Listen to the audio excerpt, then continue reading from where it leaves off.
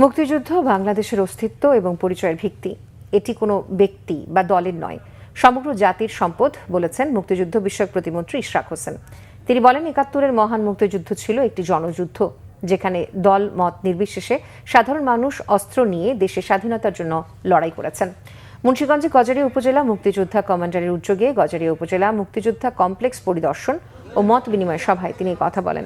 স্বাধীনতার ঘোষণার প্রসঙ্গে প্রতিমন্ত্রী ইশরাক হোসেন বলেন, শহীদ রাষ্ট্রপতি জিয়াউর রহমানের অবদান যথাযথভাবে স্বীকৃতি পাওয়া উচিত। মুক্তিযুদ্ধের বিরোধী শক্তির প্রসঙ্গ টেনে তিনি বলেন, ৭১-এ যারা স্বাধীনতার বিরোধিতা করেছে, দেশের মানুষের বিরুদ্ধে অস্ত্র ধরেছে এবং হানাদার বাহিনীকে সহযোগিতা করেছে, তারা ইতিহাসের বিচারে চিহ্নিত।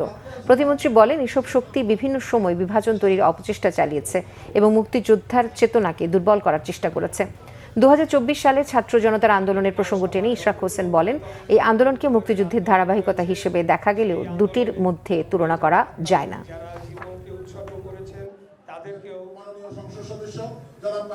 ফ্যাসিবাদী আওয়ামী লীগ সরকার ক্ষমতায় আসার পর থেকে তারা মুক্তিযুদ্ধকে একক সম্পত্তি বানিয়েছে এবং এর পুরো কৃতিত্ব তারা অন্যায়ভাবে মিথ্যা ইতিহাস উপস্থাপন করে সেই দাবিদার তারা হতে চেয়েছে এবং সেটির মাধ্যমে তারা যে গুম, খুন, হত্যা, লুটপাট, অর্থ পাচার, ৩-৪টা ভুয়া নির্বাচনের মাধ্যমে জনগণের ভোটের অধিকার কেড়ে নেওয়া সহ চাঁদাবাজি, সন্ত্রাস, মাদক, হেন কোনো অপকর্ম নাই যেটি তারা করেন নাই এবং সব কিছুকে জায়েজ করার জন্য তারা বারে বারে মুক্তিযুদ্ধের চেতনা, মুক্তিযুদ্ধকে বিক্রি করেছে।